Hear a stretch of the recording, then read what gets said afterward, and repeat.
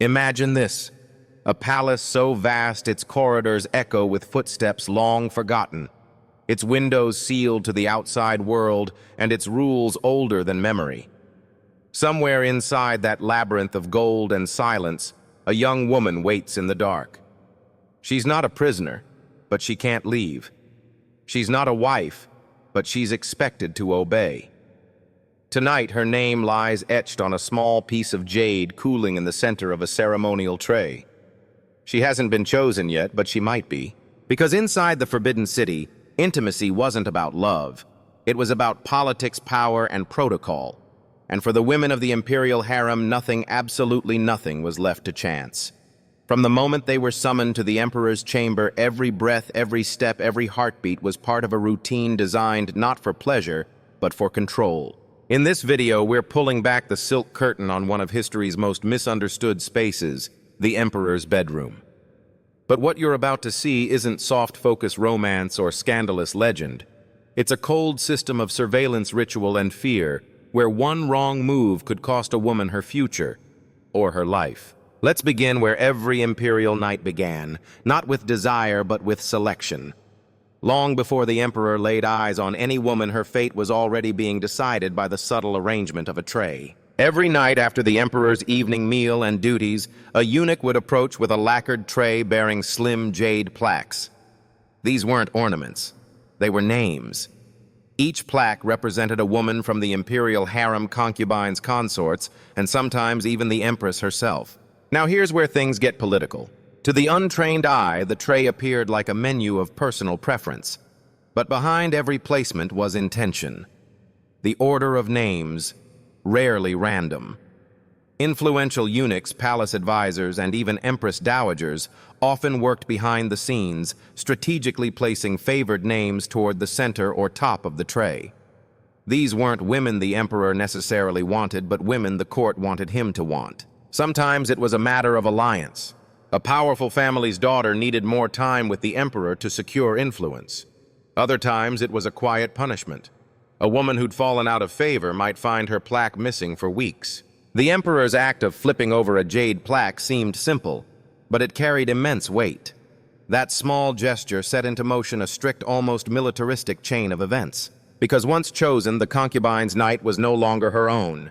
She became state property in motion, prepared, processed, presented. What happened next was far from romantic. It was a ritual rooted in hygiene symbolism and surveillance designed as much to protect the emperor as to maintain the palace's fragile power balance. And it all started with a bath, one that wasn't just about getting clean. It was about purification, about preparing the body not for pleasure, but for politics. The moment a woman's name was selected, her transformation from individual to imperial vessel began. There was no time for nerves or emotion, only process. Servants scrambled into action, and at the center of it all, the chosen concubine was escorted to a bath that was more spiritual than sensual. The water wasn't ordinary.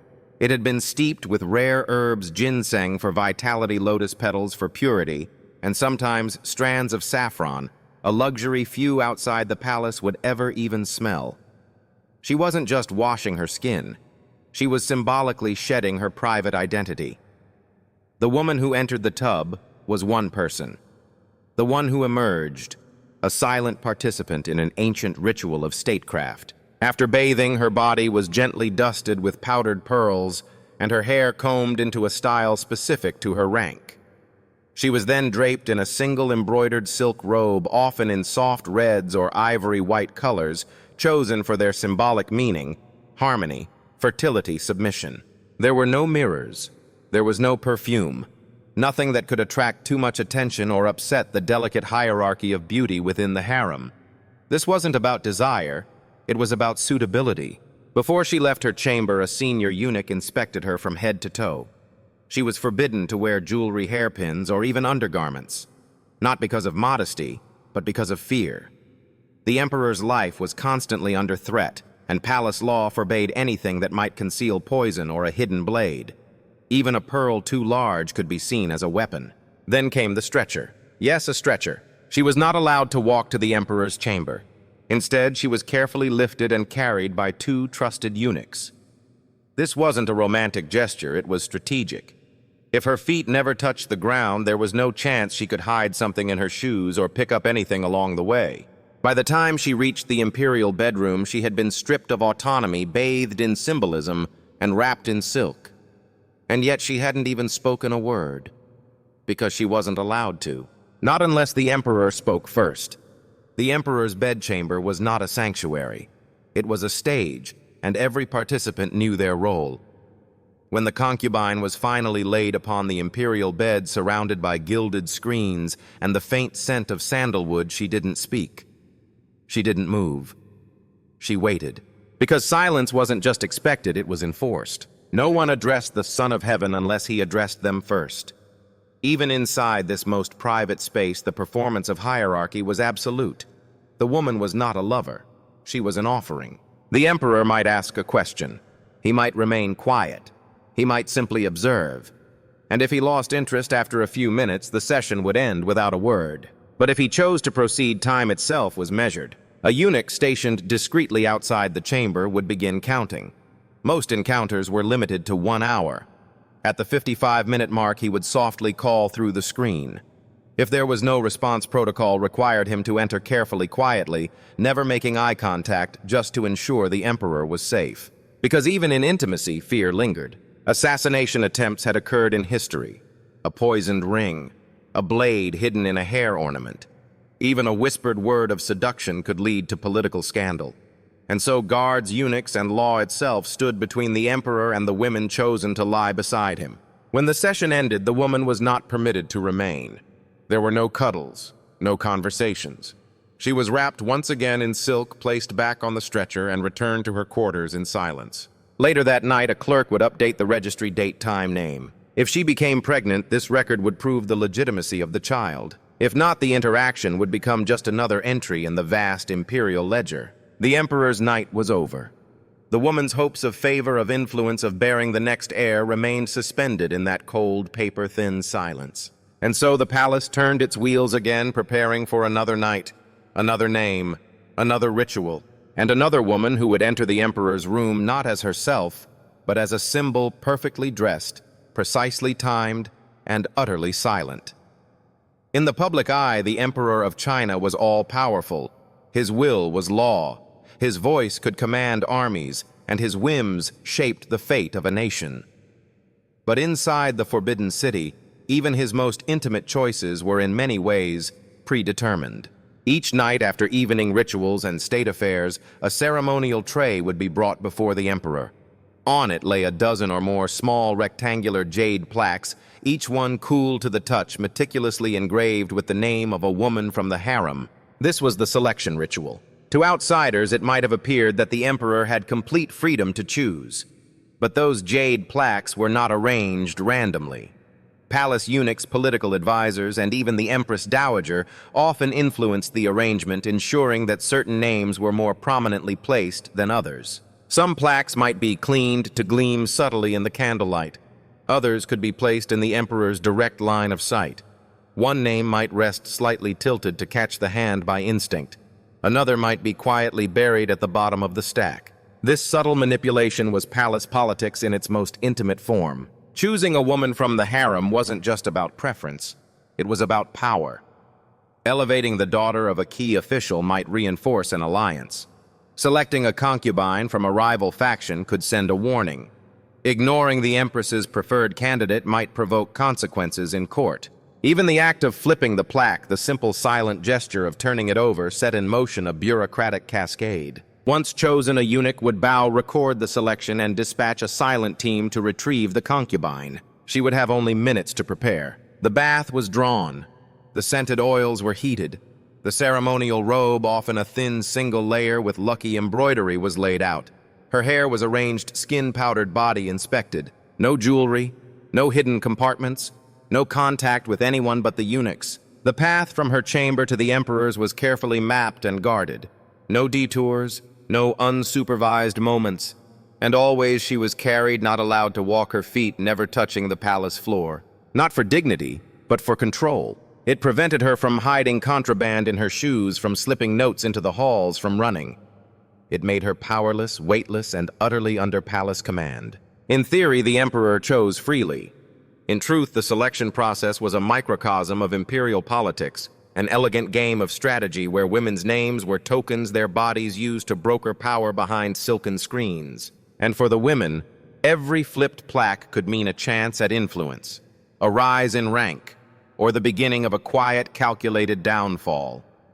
Imagine standing at the threshold of the most forbidden room in the empire, the emperor's private quarters carried like a sacred object by 4 eunuchs wrapped in silk.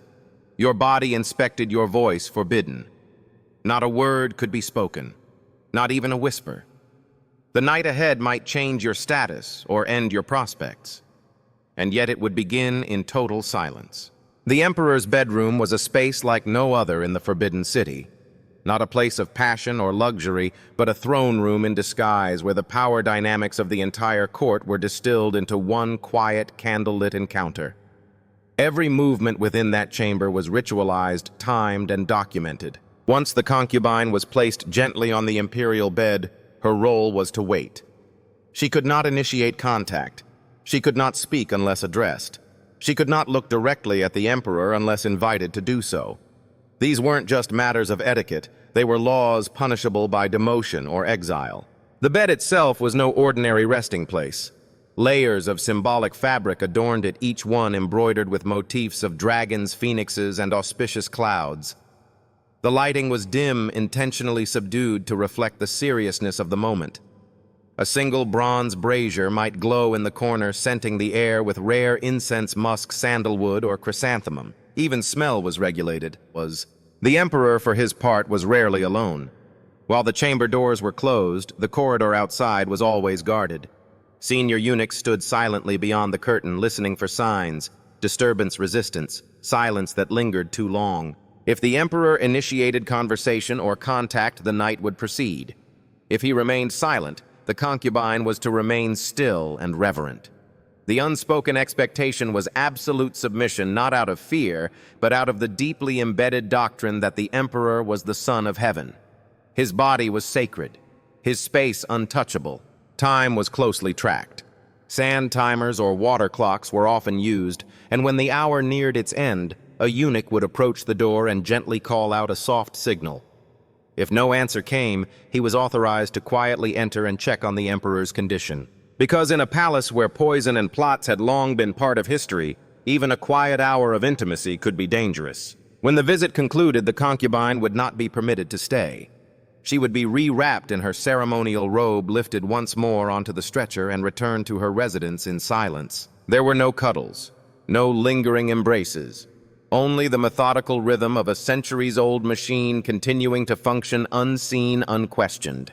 For the women of the harem, a night with the emperor was not about affection. It was about survival, status, influence, or sometimes nothing at all, just another name drawn from a plaque fulfilling a duty no one dared to refuse. Behind those red lacquered doors, power was not shouted. It was whispered, measured in minutes, counted in glances, timed by candlelight, and always watched. Being selected for a night with the emperor could change your life, but only if the winds of favor blew just right. In the Forbidden City, elevation was instant, but so was exile. A single evening might grant a woman influence, visibility, even a chance at motherhood. But that same privilege could breed enemies just as fast. Once a concubine was chosen, she might be granted new titles, promoted to higher ranks within the harem, or even be given a private residence within the inner court. Her meals might improve. Her robes might bear finer embroidery. Servants would bow lower. Eunuchs would address her with greater care. But this rise was as fragile as it was swift.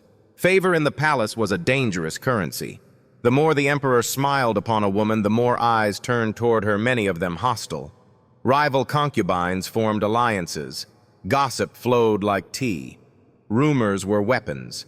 And sometimes when whispers weren't enough, rivals resorted to darker means: sabotage, false accusations, poison.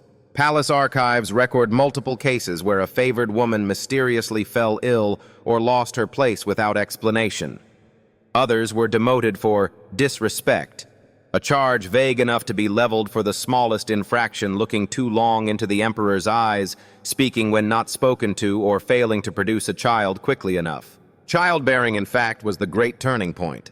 To bear a son, especially a healthy one, secured a concubine's future and that of her family. Entire clans could be elevated by the birth of a single boy. But failure to conceive, especially after repeated visits, invited quiet shame and gradual erasure.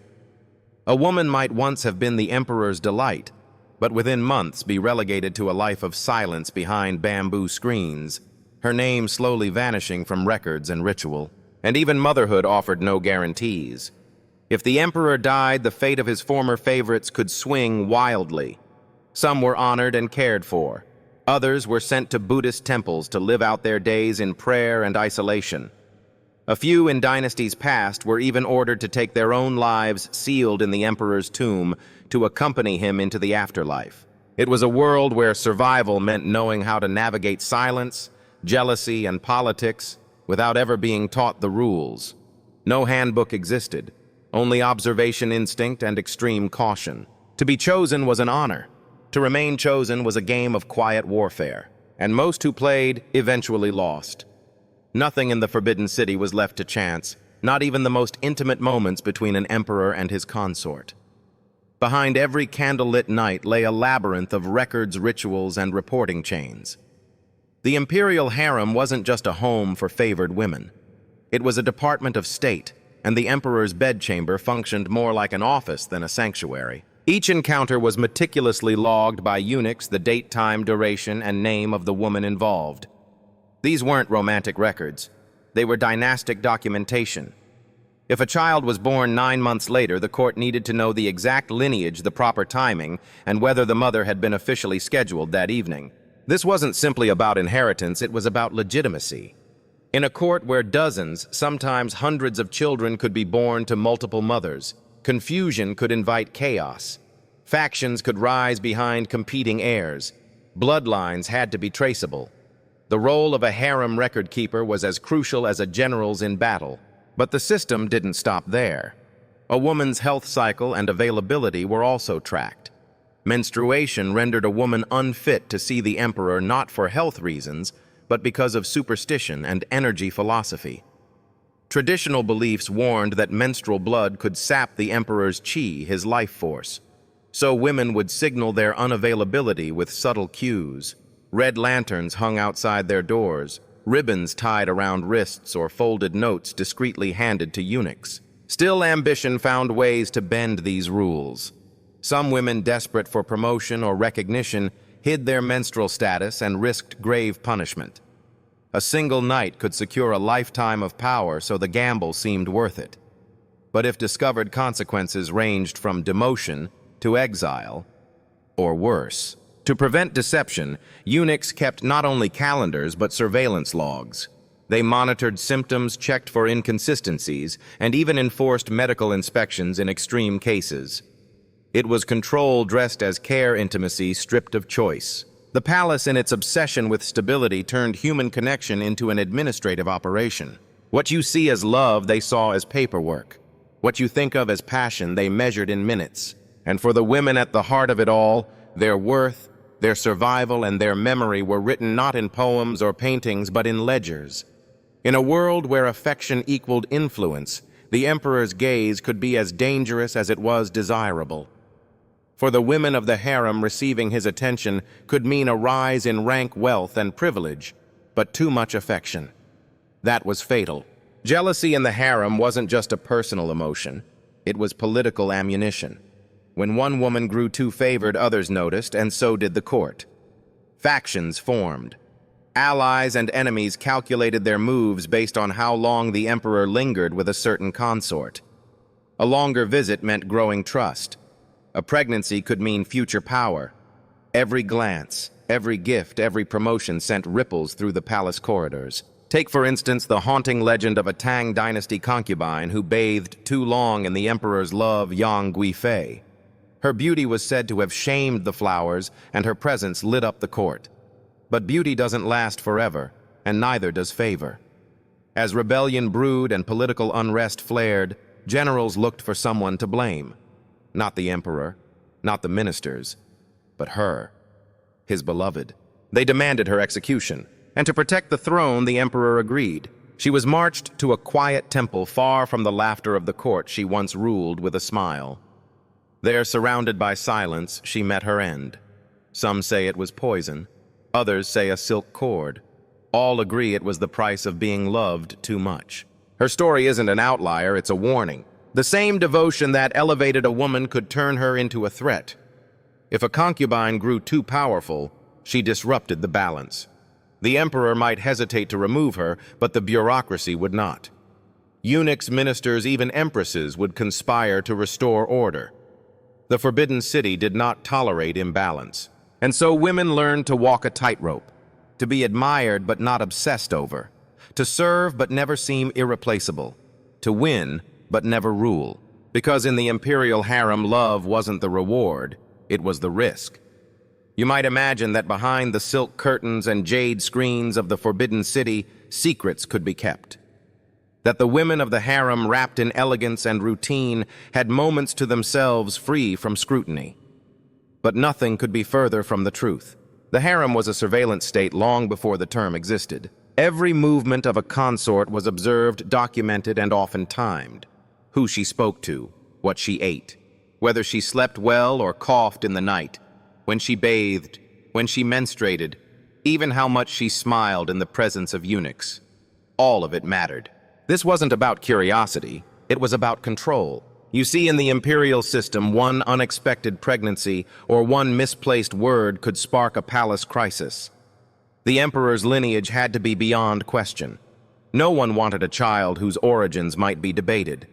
That's why menstruation cycles were tracked like military schedules. A woman who was menstruating couldn't be selected for an imperial visit. It was believed to interfere with the emperor's energy and bring spiritual imbalance. To signal their unavailability, women used a complex language of discretion, a red ribbon tied around the wrist, a lantern outside the door, a folded note slipped to a eunuch. But even these signs could be forged. There were those who hid their condition to gain a night with the emperor, and with it the chance to bear his child. A dangerous gamble with consequences that could include exile or worse. That's why eunuchs were tasked with monitoring not just behavior, but biology. They kept records, shared reports, and even cross-verified information from different attendants. Privacy was not a right in the Forbidden City, it was a liability, and the watchers were always watching. There were scribes who documented every bedroom visit, including duration and outcome. There were inspectors who counted how many steps a woman took from her room to the imperial bedchamber. There were silent witnesses who could recall the exact shade of jade on a selected plaque. In this world, intimacy was never intimate. It was institutionalized, and the women knew it. They adjusted accordingly. They learned how to signal interest or deflect it without saying a word. They learned that too many visits brought suspicion, while too few brought obscurity. They lived their lives inside a system where love was recorded on scrolls. Desire was measured by attendance and power. True power was earned not through seduction, but by mastering the rules of the game. Because in the Forbidden City, you weren't just competing for affection, you were surviving surveillance.